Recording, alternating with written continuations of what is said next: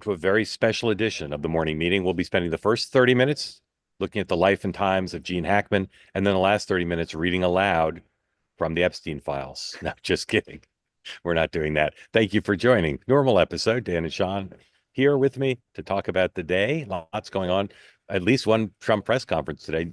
On days when we only have one, it's a little disappointing. It's kind of a letdown. I like two minimum, but Oh, there's I one on think the you schedule. get the Starmer is Yeah, happening, and then there's yeah. always, I think that there's going to There'll be be an, two. There'll be yeah. two. There'll be two, but there's only one on the schedule. Anyway, I'll run through the schedule. Dan, Sean, and I will kick things around. Then we'd love your questions. If you're here on the two-way platform, please raise your hand. We'll get to many of you soon.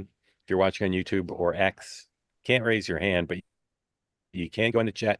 And if you do, peace, love, and understanding. Keep the hate out of the chat, please. And extend the presumption of grace to all. We're going to talk about some topics today that are going to get some people's dander up. We want everybody in the conversation, regardless of whether you like Donald Trump or don't like Donald Trump. Please raise your hand, be part of our talk. All right.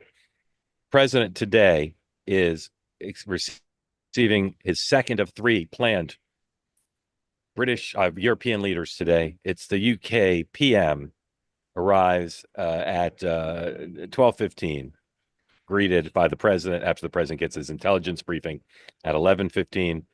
Bilateral meeting with the prime minister. They meet in the Oval for photo op at 12:20. That will probably be, as Sean suggested, a press conference. Then they have a bilateral lunch. We'll try to get the menu for you because that'll be of interest to folks. And then they're scheduled to have a 2 o'clock press conference. Again, if you're going to Ladbrokes, bet on that sliding. More like 3 would be my guess. But anyway, there'll be a press conference. Don't know what the vice president's doing, except I know he'll be in these meetings because he's in everything, because he's kind of like practically deputy president. In Turkey today, U.S. and Russian officials are meeting to talk about the modalities of reestablishing staffing of their respective embassies in Moscow and Washington. This is a part of the ongoing process, we believe, that's going to lead up not just to a peace deal, but to a meeting between the two heads of government, Mr. Putin and Mr. Trump. And there's other conversations taking place, I'm told, to try to set that up. House and Senate are both in. And the House Democratic leader, Mr. Jeffries, holding his weekly press conference at 11:30 during our time on the air. The Senate Help Committee will hold a confirmation hearing for Lori Sanchez-Durimer, who has been nominated to be the Labor Secretary, and she may get through with some Democratic support. Yeah, she got at least one public. Yeah, I think Maggie yeah, Hassan from New yeah, Hampshire, which counters exactly. the Rand Paul no vote. Exactly. So she should get out of committee and then she'll be confirmed. And she's an interesting choice because she's easily the most liberal, unless you count Bobby Kennedy, I guess, of the nominees. The other thing that's happening today, and I don't know when, I alluded to it earlier, is the last night on Fox, the Attorney General said she was going to release some portion of the Epstein files today. And don't know what's going to be in there, but and obviously lots has been disclosed, but presumably there'll be some new news, and we'll be covering that whenever it comes out. What Maybe do you it'll think come the out over under during is this hour. on number of politicians that are on that list? I mean, I don't know if she's really going to put Current out or a former or list. both? Is she really going to put out a list with names on it with no backup, just accusations? I don't know. Maybe she will. I don't know. That's. I think it's like Geraldo in the vault, though. If you put out the Epstein files and there's no names, and it's kind of like. We'll see. I will say, I know there's titillation about the names of the men. For the victims need to be first and foremost in everybody's minds, right? And so I had, whatever. it's funny you said that, Mark. I had Marsha Blackburn on my show a couple days ago, and she's been huge on this, pushing Kash Patel and AG. And I admittedly went into the interview and I said, what is it, your fixation on this? Because she's been at the forefront of this. And she just went into an impassioned concern for child trafficking. And it's you do forget how horrible this is. And as much as people want to make light of some of these people who were probably on this, the disastrous outcome for so many young girls in particular is something that shouldn't be forgotten in this whole thing. Yeah, that's my point exactly. Just, I know people are titillated by the men names of the men, and there needs to be accountability for anybody who broke the law, but the focus should be on the victims, and many of them are still not pleased with where things stand on either the civil side or the criminal side. So I'd ask all of you why you, if there is a release, to focus on the victims at least as much as you focus on the titillating parts that will be of great interest, as Dan suggested before we started, on the Upper East Side of Manhattan as well as here in Washington. All right. The focus of the meeting, the president today with the British PM is on Ukraine. Yesterday, in one of his many Q&As, the president, I thought, spoke more favorably about Zelensky, not across the board, but spoke more favorably about Zelensky and about America's commitment to Ukraine than he has of late. So, Sean, where do you think the president's head is at this point regarding both Zelensky and Putin? And we still expect Zelensky in Washington tomorrow, although at some point he's going to have to get on a plane, and it appears the deal isn't quite done. So where do you think things stand? So a couple of things. I would just make the Prime Minister held an event last night at the residence, and I would say while the focus is definitely Ukraine, trade is literally number 2 on that issue, tariffs and a potential UK-US trade deal. But they'll get through Ukraine and then immediately go to trade issues. I think that the president has already announced Zelensky coming in the deal, so he needs this thing to close and to happen because he's already there. I think getting a deal where we provide some kind of basic support financially and or advisors or whatever, as long as Europe is leading the charge, it will sell well, and that's what he cares about. So I feel good about the deal coming through. Zelensky knows that he's on the clock, so I feel actually pretty good about this. The question is, does Starmer today give reassurances that both UK and France and potentially Germany, whatever, who have the bulk of the troops, if you will, are they willing to make enough of a commitment for security to appease him? Because we're not doing a boots on the ground situation. He is 100% clear on that. Dan. Yeah, I think what's really interesting the last 72 hours about this is Zelensky and Trump announced that they were going to do this tomorrow, but the details weren't really agreed to. And both parties seem to want to say we're going to do this and kind of commit to getting together. Then Zelensky is kind of hedged a little to say he wasn't confirmed he was coming. And I think it's because it appears that Trump is going to triumphantly kind of say, like, I won. We're getting something. We don't know what this minerals deal is. And we're not guaranteeing the security. If the reports are correct, and I think it was the Journal has seen this, like, whatever term sheet, let's call it, we support the idea of Ukraine being protected. And I think, as Sean said, the idea is the Europeans will provide it. But it sounds like we are not committing either financially or whether it's advisors or anything. We have not in writing committed to it. So I find it fascinating that Zelensky is essentially going to come and be a prop to Trump's victory. And ultimately, obviously, the goal is to end the war. And Trump, I think, will be able to say, like, I got Zelensky on board. And for Zelensky, you're committing to something without anything in return, which is remarkable. He doesn't, but the fact is, Zelensky doesn't have much to negotiate with, right? I mean, what he comes in, he doesn't have any. He's not coming in from a position of strength. I think that this is also 3-dimensional chess. Trump gets the Europeans to buy into security, long-term security, and peacekeeping. The Ukrainians are giving us some rare earth mineral rights, and then he can go to Putin and say, "Dude, you better buy in on this deal because everybody's in a good place." And so I think from how this thing is working out, this has the potential to have the only real outcome that's possible.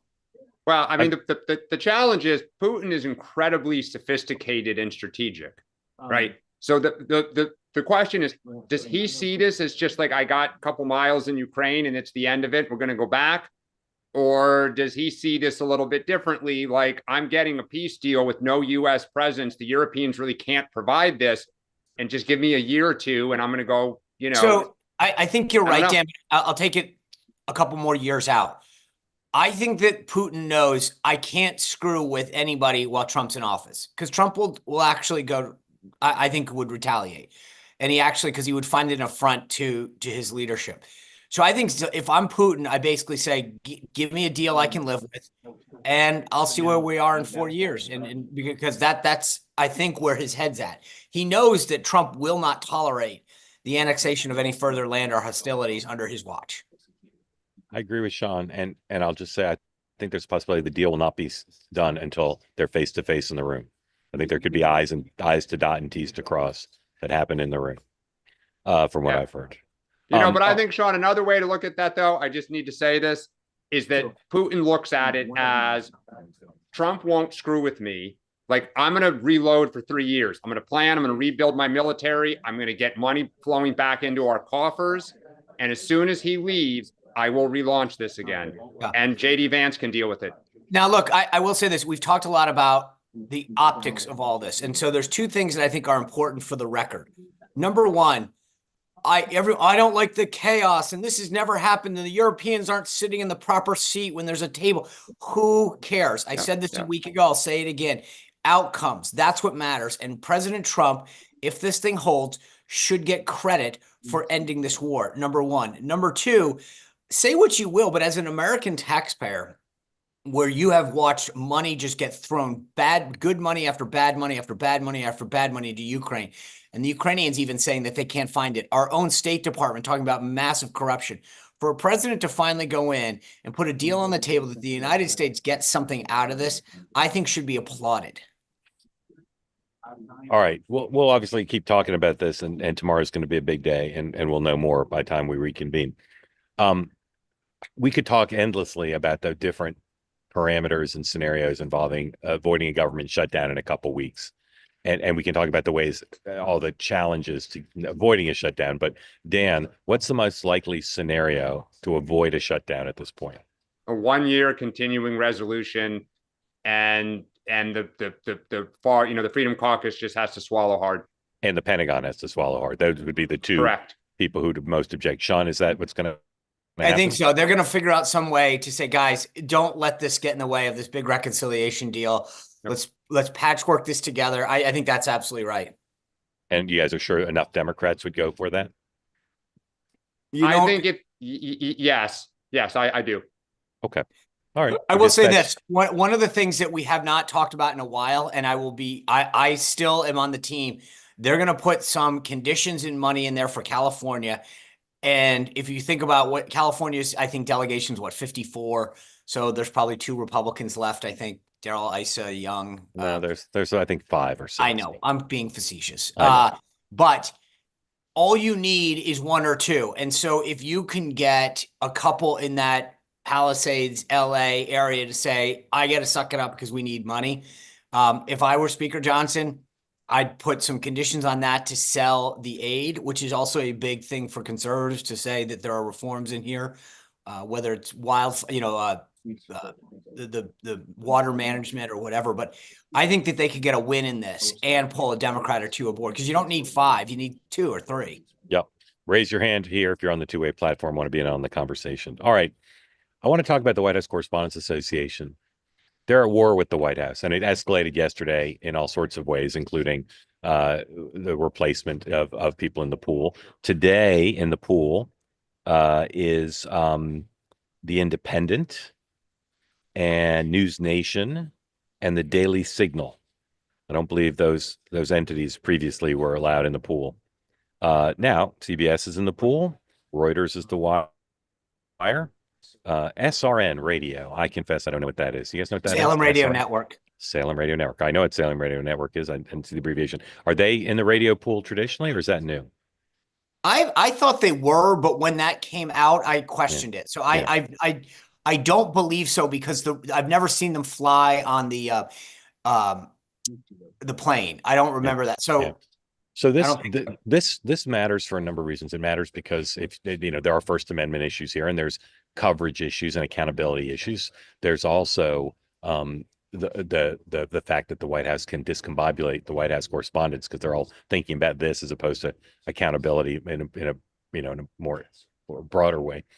It also matters, I think, something we'll talk about in a second, which is the broader power plays that are going on, not just in the White House, but throughout corporate world and academia and Hollywood. There's all sorts of changes happening. But before we get to the more general topic, Sean, it's clear to me that folks in the White House are being very sophisticated about how they're conducting this war against the White House Correspondents Association.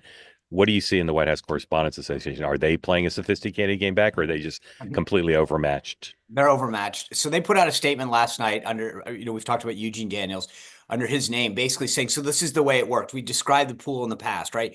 So they all go into the Oval Office or whatever, the plane, and the president will speak or whatever. And then they send dispatches back. So the print pooler will write up, entered the room, the president, everything from the description of the room, there were 5 people standing around him. Here's who they were.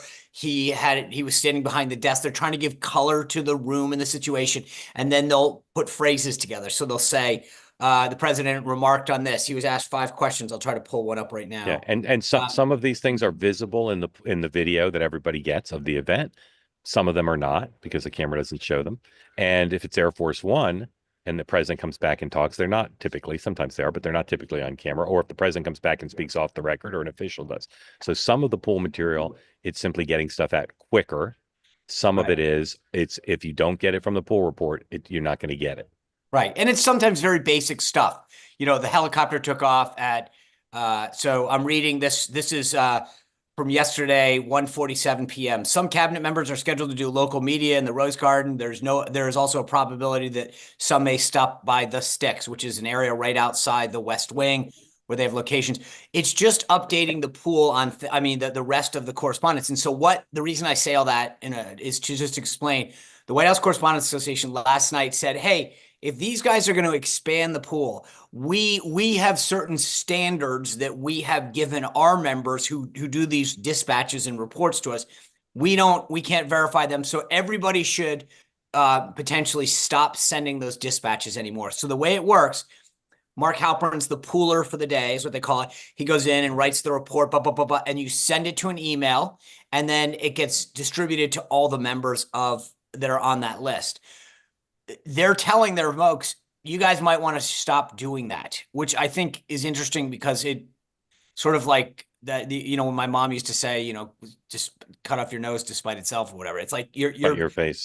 Yeah. You're holding the whole group. You're screwing everybody now for doing that. This is silly because it's additive. They're adding people to the pool. So it's just they're getting pissed that they can't be controlling it anymore. Right. So Dan, their goal, I think, would be to go back to the way it was before. That's not going to happen. So if you weren't advising the White House Correspondents Association, what should their goals be now in this war where they are, as Sean said, overmatched, and how should they achieve them? Yeah, look, I think this isn't chess. This is boxing, and they're getting almost knocked out. I would collaborate with them. I mean, at the end of the day, if they take their ball and try to go home and say, well, now you can't get the news out, that's absurd. They can go right around. It hurts everybody. Right. They can click a button and send out the news. Okay. So what should they should go to Caroline Leavitt and say what? What should their goals be now? Just say, look, we don't want to keep being at war. We understand you want to add new voices. We fully support it. I would just move past this. I know we're going to get to this, but the idea that they are God, they are bigger than the White House, and they control this process, it's just crazy. I mean, you have to modernize, you have to move forward. And I don't see how they're going to win because they are content providers. They are not content producers. The producers are the White House. It always will be. The fundamental problem in this is I've spoken to both sides on this. Last night, I had an opportunity to speak to a couple senior members of the White House Correspondents Organization, as well as I've obviously talked to folks. The problem is we've talked about, and I jokingly said to someone last night, Eugene Daniels, who leads this, who's currently still a Politico employee, has announced that he's leaving. We all know the dirty secret because he's going to MSNBC. Therefore, it won't be a White House correspondent, anymore. And I jokingly said to somebody last night, a member of the Correspondents Association, I said, if you guys were smart, you would make the case that, hey, or allow him to leave the presidency because the White House is not going to negotiate with him. He is an outspoken fanboy of Kamala. And so they have a leadership problem right now, and it gives them the perfect reason. But, this is where ego gets in the way. He wants to chair the dinner and hang out with the Hollywood folks, and he selected the comedian. This is their problem. This is a situation where leadership matters. And the Correspondents Association, to your point, Dan, it's a game of boxing, but it's boxing with someone who doesn't, has never been in the ring. And they have a feckless leader who no one respects at the White House. And that's the fundamental problem. They need to Guys, replace. when Democrats have power again, and we will, like, we'll choose who to put in the pool. Like, great, and if it's one-sided and we pay a price, we pay a price. Like, the market will dictate this, not a bunch of people sitting around. Sean, yesterday I said if we were at the White House, they would have let us come to the photo op. Did you notice that they let our friend from Fox and Friends into the photo op? Lawrence. Lawrence was not in the pool, but Lawrence got to ask a bunch of questions. And so you're going to see more of that. People have asked me, like, what does it matter who's in the room? It's like, who cares? Well, one thing is you do get to ask questions. Now, some people ask good questions and some bad, but you get an opportunity to ask the president questions. And in theory, that should be a moment of accountability. And the other is the prestige of it, right? It's the prestige of it. And then a third I'd say is, again, if you're good at your job, you're going to get some things that the camera might not see. I'll try to put this in a broader context, which I've been thinking a lot about. I really think the left does not understand what's happening all over the country. MAGA is on fire with a sense of retribution and a sense of the opportunity to make big change, to pressure corporations, to pressure universities, to pressure the media, to pressure Hollywood, to say, new sheriff in town, old ways don't count. We are going to change it. And the right is thinking about this constantly. They're taking ground. Every day they're saying, what ground can we take at Boeing? What ground can we take at Delta? What ground can we take at CAA? What ground can we take at the Olympic Committee? What ground can we take at the White House Correspondents Association? And my perception from watching and talking to people on the left is they have no idea that this is even happening. They don't appreciate how fundamental this change is. Sean, what do you think of my thesis? I think it's funny you bring up CAA, which is it's one of the largest Hollywood talent agencies. So you've got CAA, UTA, WME. When there are countless people on the right who have signed with them in the past, and at the slightest hint of controversy, CAA will drop them. And so to your point, Mark, about retribution, I mean, this has been like since college, where this isn't Donald Trump. It's just that finally somebody has taught the right how to fight back and to say we can win. I get sent some magazines every month, just because people will send me one. And one of the magazines that I got was last month was called Fast Company. It's a business magazine. Oh, yeah, sure. Yeah. Well, there's an article. I'm just flipping through it, seeing what it's all about. And there's an article that says why I've got it. I could get it for tomorrow, but it says, like, why are corporations caving to Robbie Starbuck? And Robbie Starbuck has been on a mission to go after corporations and call out their DEI policies. And literally, I've asked him this, how does this work? He goes, I literally call up the PR office and I'll say, hey, I'm going after Target or McDonald's DEI policies. They will literally get the CEO on the phone with him within a matter of hours and say, okay, hey, mea culpa, we're undoing this. This is where we are now, that finally, and this is a huge flip from where we were a few years ago, where people were like, hey, we're going to ban people who associated with Trump. We're going to go after their employers. We're going to go after their ability to, be seen in public. So there is this, Mark used the word retribution, and it's true. There is an element to which people on the right who have been banned, canceled, censored, finally feel like, hey, we can actually proudly stand up, walk down a street, and be excited for the side that we support. Dan, and one of the things that happened yesterday that fit with the paradigm I'm suggesting is Jeff Bezos, who owns the Washington Post, said we're basically going to become the Wall Street Journal editorial board, at least on the issues of liberty and the free markets. How significant, not in terms of the morale at the paper, where we know it's significant, how significant is that as a cultural moment for Jeff Bezos to say our editorial board's not going to be liberal anymore? Oh, it's a big moment on the left. I mean, I think the only thing bigger would be if the New York Times announced, we were going to do something similar. I think the issue for the left, and speaking of the Post, it goes back to November, is they have kind of convinced themselves that November was unwinnable, that it was inflation and we didn't really do anything wrong. It was like a force du jour of world events. And, Trump is, I guess we'll say, a good candidate, but nothing to have to really change on our side. And I think that they don't, they haven't come to grips with why Trump is popular. But I think what is really happening, Mark, with all of this stuff is, as is usually the case in American politics, it is the silent middle that slowly over the last 20 years became frustrated with woke issues. They became frustrated with, if you're a regular family in, the middle class, the challenges your children have if they are of a certain background, right? Because companies had to have a profile and they had to fill certain positions, and colleges had to have certain numbers of people, and there were all these factors beyond kind of meritocracy and beyond people's control. And it's been building in our society, and companies that even swung in the last 4 years. I know a lot of people who would say it was very hard to find positions. It was very hard to, we struggled, productivity lacked, because we had to meet all these different terms and all these different definitions. And we felt like we were on pins and needles, and people worried about, offending people.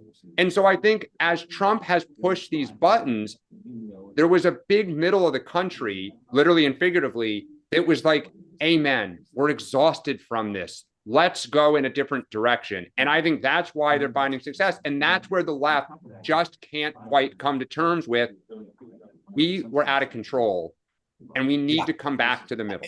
You know what? I was at an event last night with a couple Democratic members of Congress, and one of them very prominent. And he said to me, Sean, we've known each other a while, and he's from a very prominent political family, and said, I got to be honest with you, I don't know, I've got a lot of programs that go through the YMCA, the boys clubs, and I'm worried about some of the cuts that we're going to affect. And I said, yeah, I'm sorry. I get it. I understand the good that a lot of that stuff does in communities. But I said, with all due respect, you guys, and this echoes what you just said, Dan, I go, the problem is you guys went so far that now people are going, all right, well, let's kind of make it, maybe take it back to square one and rebuild it. But I said, I feel sorry for you. I understand what that does to your community and how important some of these programs are. I know what, the impact they had in where I grew up in different ways. But you guys went so far nuts that it's hard to now feel bad that when we pull it back, and then that's the problem. And he said, okay. And I said, so instead, he said, well, what do you think he goes, just give me some advice. And I said, well, my advice to you is to say, hey, we get it. We went too far. I get that some of these programs sound absolutely nuts and crazy, and you're right to cancel them, but let's not throw the baby out with the bathwater and give specific examples. Elon talked about this yesterday in the cabinet meeting, where they got to restore things, but make the case, on merit. Say, hey, these programs do this for this community, and here's why it's important. But you guys now, you got called out, figuratively, for all of the woke, ridiculous, nonsensical spending. Now, so you have a credibility problem, and you need to come back to the table and say, okay, I get it. And I said, I'm not blaming you personally, Congressman, but I'm saying your side. And so you now need to go back to square one and say, okay, guys, how do we show you that these 5 programs weren't nuts? Yep. I also think there's a chance that Trump is going to overreach. I mean, the history of politics is you get out of control and you overreach. And so I think there will be opportunities, but people won't hear us until we have some self-reflection.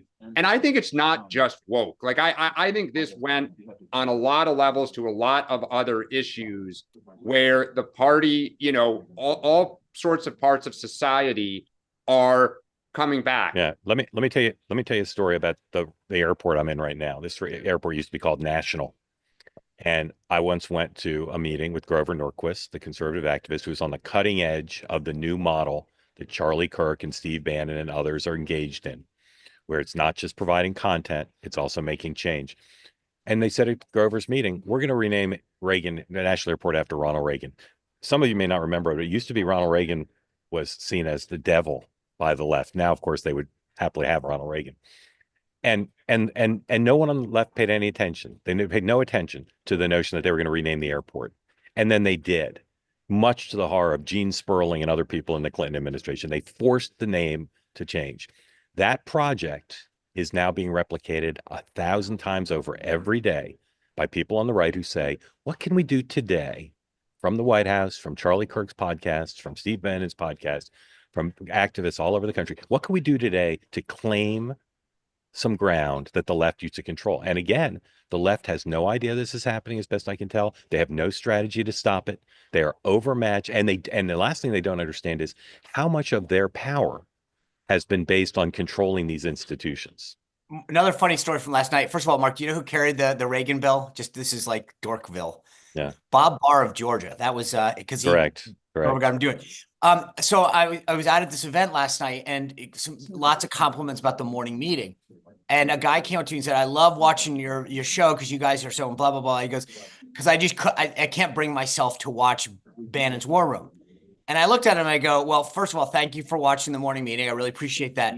But you should watch the War Room."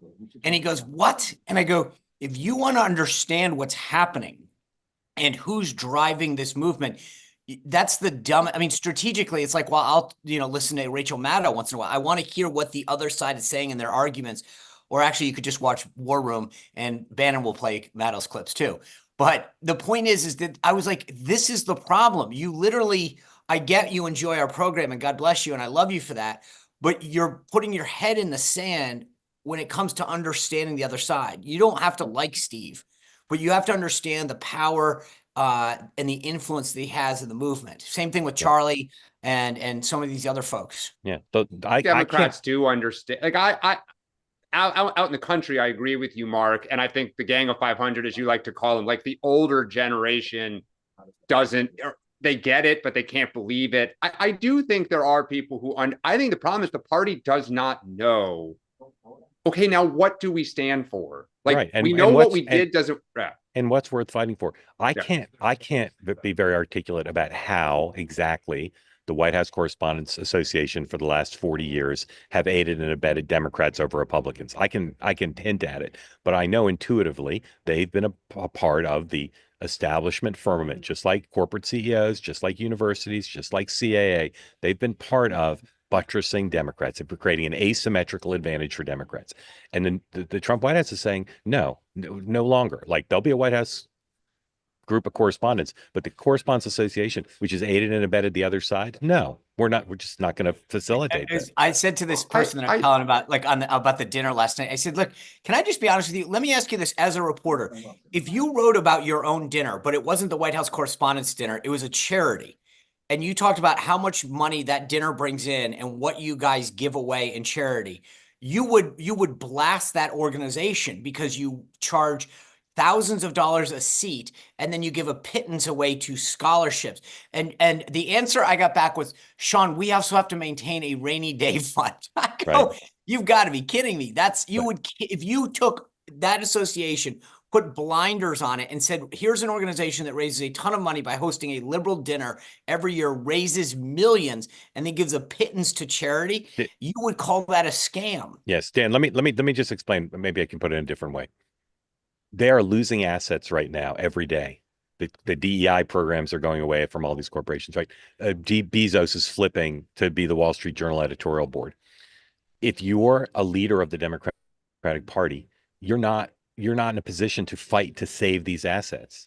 There'd be no, even if you wanted to, you probably couldn't at this point. Right. But they're losing assets, and they are either powerless. There's some combination of powerless and ignorant of the fact that losing these assets is meaningful. It's meaningful, and it's a real problem because they don't have ideas, they don't have leaders, they don't have the capacity. So you're not gonna have some young, like Richie Torres isn't going to be like, I need to call Bezos and get him to not change the editorial board, or I need to help strategize a rally on behalf of the White House Correspondents Association. He's got other stuff to do, and he's one of the few people with the creativity and the vision to say we need to have assets. They're losing assets. This gets back to this whole ethos of what we've talked about. Dan's articulated very well in the past. The Democrats in the media need to say, you're right, and then here's the line, but here's what we care about, or here's what we should preserve. They're missing the opportunity. And I mean, Dan's been singing this from the treetops for months, but it's like every time I hear a Democrat talk about we can all agree they're waste, but we don't like the way we're doing this. My answer is, you had your chance and did nothing. So don't complain that after decades of excuses, someone's finally addressing a $36 trillion debt, a $2 trillion deficit. You may not like it. And again, well, it's not going to address the whole thing. Okay, maybe it gets us a quarter way there, but that's better than the nothing that we're doing now. Well, I'll just add to this quick. One, please don't tell me it's about debt and deficit, but we'll get to that later on. But two, I think the issue really here for all these companies and Mark, for these institutions, is for the last kind of 20 years, maybe 15, there's been a creep of right and wrong, right? It is hard to run a business where you disrespect half the marketplace. And I think that what is beginning to happen is there's this recognition of we have to welcome in we have to bring in more customers. We have to be seen as a welcoming place for the other half of the country. And I think for the Democratic Party, it's not that we have to give up our ideals or not fight, but you have to recognize the need to broaden the coalition, to bring in other voices, to at least tolerate and listen to them. Correct. Versus patronizingly just say, Correct. Get out. Correct. All right. One more question, quick question for Dan and Sean, and then get to your questions. Again, please raise your hand if you'd like to be in the conversation. We'd love some new folks as well. Who should the Democrats choose to do the opposition response to the president's speech next week? Who would be the smartest choice? Dan.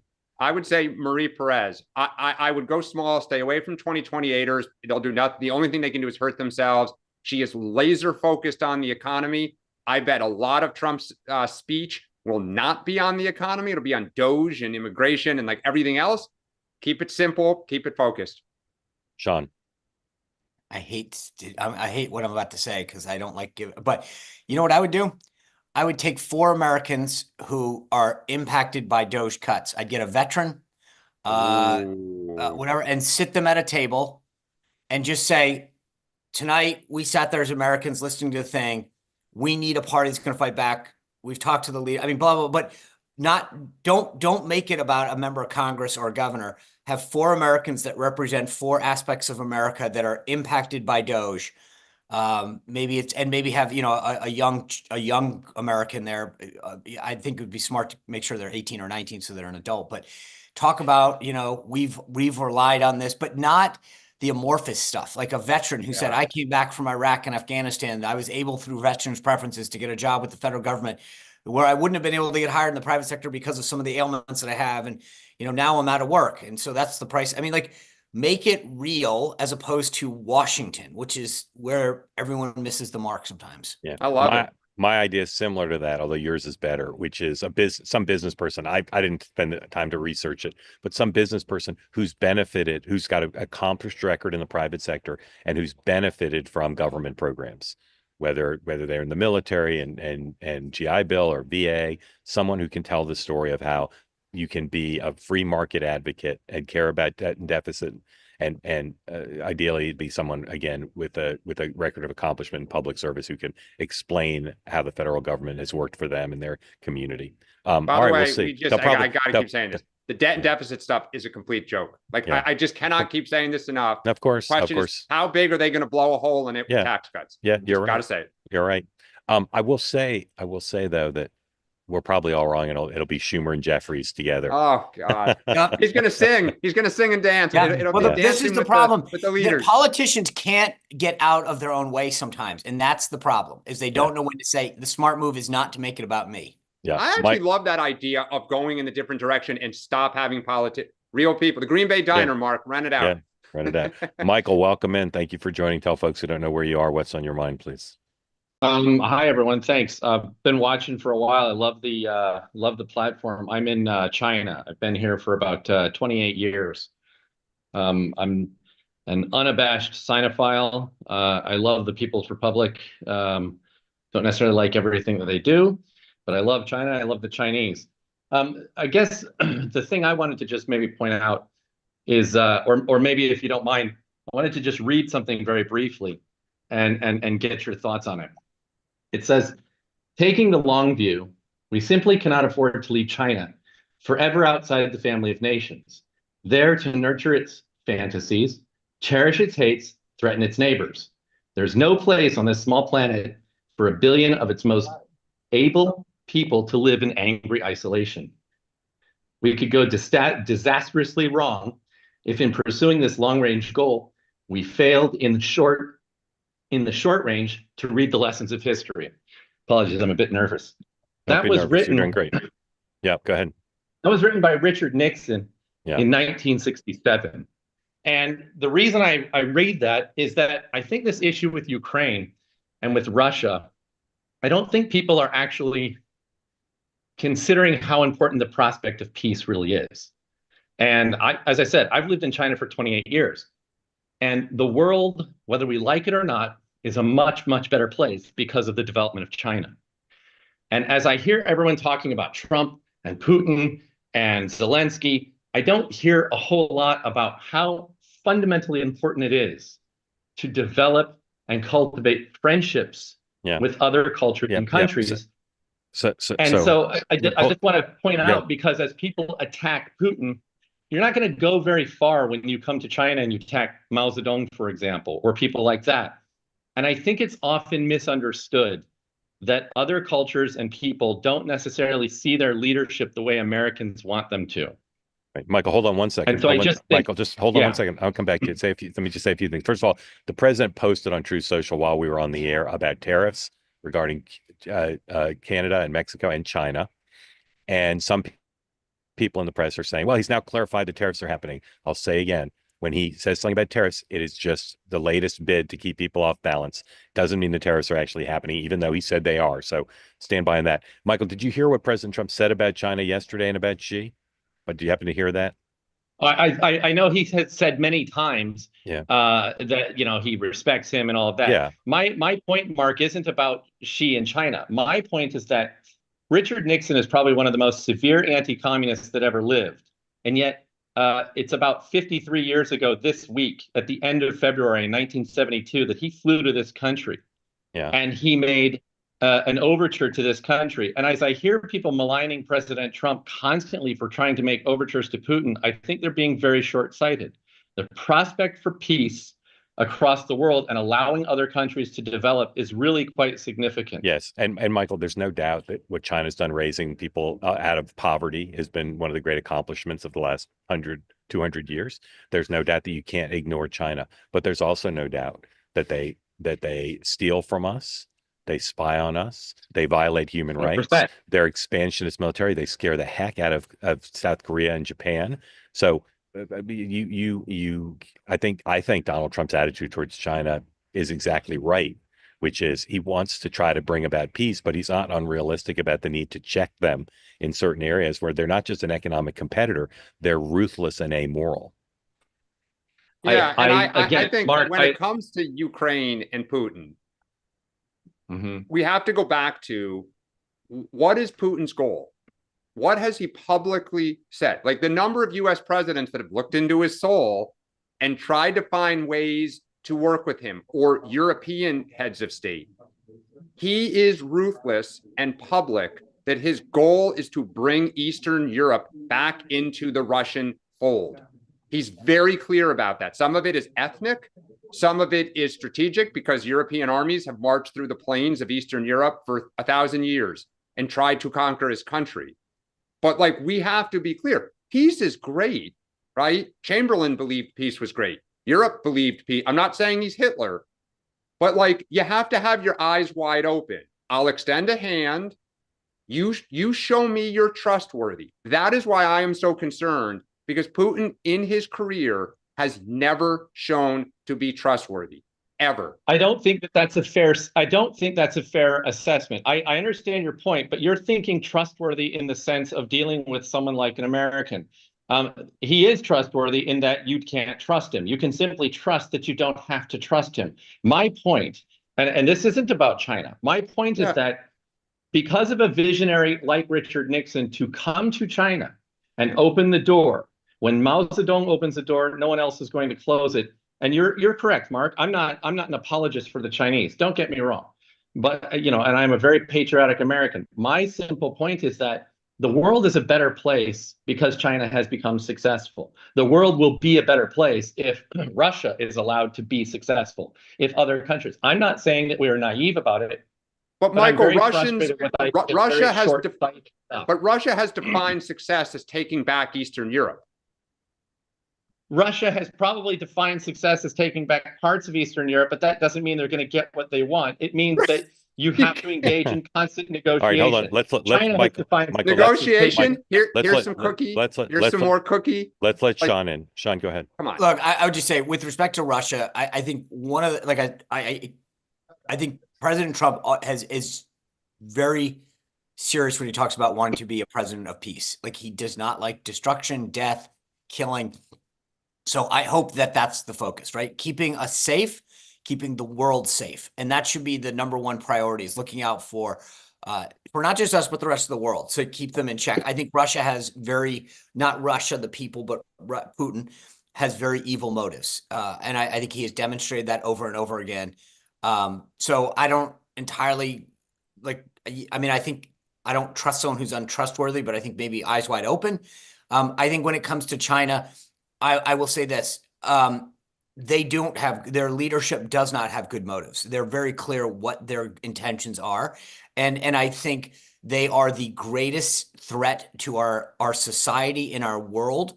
And we need to be open to that. Where I think over and over again on both sides of the aisle, we have screwed up since Nixon is this idea that they are, quote, a responsible stakeholder, and we just need to allow them to see the fruits of democracy and capitalism and that they will evolve. That's not what they're allowed to do. And so we need to be eyes wide open that this idea of we fly over and have one more meeting with them and there's a naiveness, frankly, among our leadership about the idea that somehow they share the goals of climate change. And I mean, this is a joke. So, I agree entirely. Good. I agree 100%. Michael. My only point was just to say that in the discussion of anything, the prospect of making a long-standing peace allows for the changes that then you might want to get. You first have to establish the long-standing peace. Sure, and I think that's really right. I think we need to be obvious. You can't trust the Chinese. You can't trust the Russians. Michael. So I just, yeah. Sorry, Michael. I want to let other folks in. Just tell us briefly, what do you do in China, and how'd you find two-way? I'm an educator, and I found it in my home in Texas. I actually found it, I think, near the assassination attempt on Trump. But I've been in China, like I said, a long time, and I'm not like, I appreciate you giving me the time to talk about it. I'm not an apologist for what you're saying. I'm simply saying that I think it does matter to explore what a culture can do when they're given the opportunity to be peaceful with other groups. So thank you. We agree. We agree with that point. Thank you for joining. We're grateful to you, and we hope you come back regularly. All right. I'm managing the clock here. Going to bring in three folks at once, and let everybody have their say, and then we'll kind of try to respond as a group. Maybe your topics will all be the same. Who knows? Laura, welcome in. Celia, welcome in. Janet, welcome in. Everybody. Laura, you first. What's on your mind? So, about who should do the response to the State of the Union, before I heard Sean's answer, which is the correct answer, I would have said Senator Ruben Gallego, who beat Carrie Lake by a lot in a state that Trump won. He's a veteran, he's young, he doesn't do the kowtowing to the liberal talking points. He's not afraid to say what he thinks. I've been hearing him a lot lately on interviews. And his frankness, his authenticity, his life story, the people, how he campaigned by actually talking to real people. I think he could be a very persuasive Democrat, which is what we need right now, because I don't know who else there is, frankly. Yeah, he's an interesting choice. I have to say, people have been touting his social media stuff. I don't think his performance is that good. I agree with everything you said about his bio, but he's just not that good a performer. And I think he'd be nervous, but I think he's as good as, if you're going to do a politician, I think you're right. All right, Laura, stay with us. Celia. Well, don't forget, he was super progressive before he decided to run for Senate. Like he got about a 180-degree turn. Yeah, but I didn't know that. Oh, he was a Bernie supporter.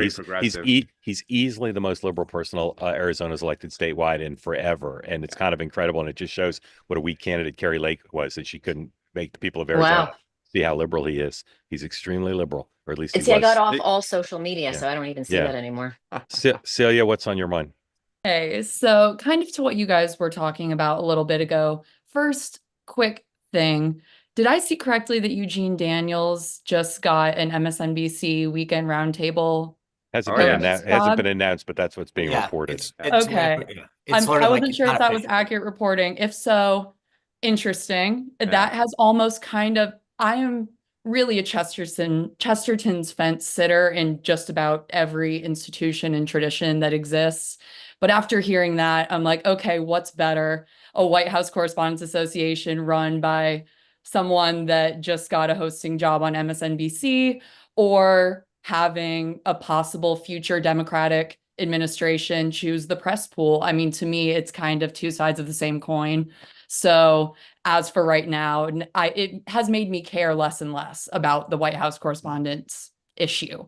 But kind of separate of that, I think so much of what I've noticed the chasm so much more in information between people on the left and right post Trump's inauguration.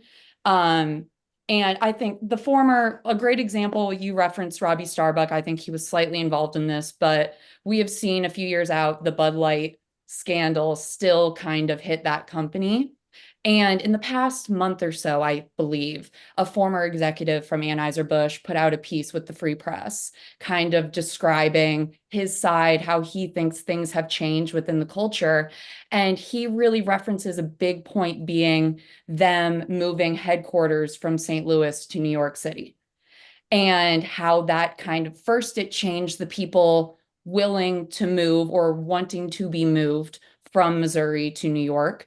And then it kind of changed it changed all their advertising. It changed where their focus was trying to be demographic wise. And it went away from their loyal base toward more of a millennial kind of Gen Z base, which gave us the Dylan Mulvaney saga. And I mean, I think a little bit of this chasm also was shown on your fantastic episode of Two Way Tonight last night. It was a wonderful episode. And it made me think of a Tablet magazine piece that I saw a few months ago, and I went back and read it last night, and it came out in October, and it was basically about how Republican activists have to water down Democratic positions to focus groups simply because people do not believe them. And it goes into the mechanisms that Democratic activists and some very far left-leaning politicians use, whether that be language manipulation. All of a sudden, everyone refers to hormone replacement therapies as gender-affirming care. And it basically insulates people from the impact of a lot of these positions and agenda items. And I was just kind of wondering, how do we get past that? Because it feels like everyone's speaking different languages. No one has shared information. We can't get to equal and agreed upon fact points. Yep. Great. I don't know how this continues. Great question, Sean. I think look, that you just put your finger on, I think, one of the things that we talked about at the beginning. I mean, honestly, I'm a very conservative, like libertarian person, right? You want to call yourself something or live, I don't care, right? You answer to God, and as long as you're good with him, then that's your problem. Where I care is when you tell me what I have to believe, right? And this is where the line, to tell me that you can't say mother anymore and it has to be like fetus carrier, just is stupid. And it's defying logic and what's happening. And it's also, in many cases, some of the stuff that's happening defies the same science that we've been told we have to follow. So where I think the line is crossed is a difference between you can believe what you can believe, I can believe what I have to believe. Where the line has been really crossed in the last decade is you telling me what I must say or do, right? You demanding that I agree to your prescribed language. That's what I haven't really cared in the past about what somebody wants to refer to themselves as or live their lifestyle. But when you start telling me that you have a right to tell me not just what I must say or do, but if I don't, then I will be canceled. That's where, and so to your point, we need to get back to a place. And the same thing goes with businesses. I want to go to Target to buy a shirt or a pack of gum, not to be indoctrinated in a way of life. And that's the problem, is that these companies lost their way. You go to Home Depot to buy tools or whatever. You don't go, and that's a bad example because they're not, but I'm just saying, like, companies lost their focus. Their focus was to provide a service or a product, not to be part of a cultural revolution or spreading an indoctrination of a way of life. Dan. Yeah, I think I said earlier that, the Trump people may go too far. Like, both sides are guilty of this. See the Gulf of America or the Gulf of Mexico. You got to call it one, right? Or you're out. Like, so both sides, when they have the power, like to flex down. It's our way or the highway. It's a little bit of a bully mentality. And I think But Dan, can I just say this? That might not be the best example. If he called it the Gulf of Trump, I'd be with you.